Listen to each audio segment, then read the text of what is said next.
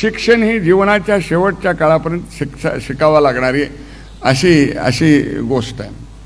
आणि त्यावेळी समा गर्गेंना मी सांगितलं की मला मराठवाडा मित्र मंडळामध्ये प्रवेश पाहिजे। त्यांनी प्रवेश दिला नसता तर माझी पुढची प्रगती झाली नसती। त्याने मला प्रवेश दिला, मग मी LLB शिक्षण केलं आणि त्याने प्रवेश दिला म्हणून मी पुण्यात राहिलो म्हणून जयप्रकाश नारायणची सभा 24 जानेवारी 1974 साली सब कॉलेजमध्ये मी घेतली, जेव्हा मी पुणे विद्यापीठाचा अध्यक्ष होतो।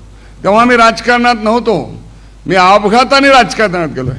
काही लोकांना वाटतं बरं झालं असता हा अपघात झाला नसता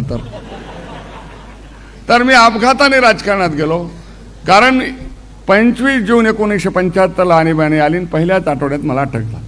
काहीच केलं नव्हतं मी, कारण जयप्रकाशजी जी का सभा घेतली म्हणून मी अटकेत गेलो आणि आलो तर बाहेर। मग काय, पहिली निवडणूकच लढवली 1977ची। आणि मग मला असं वाटतं की सामान्य कुटुंबातल्या मुलांनी शिकावं ही समा गर्गेंची भावना होती।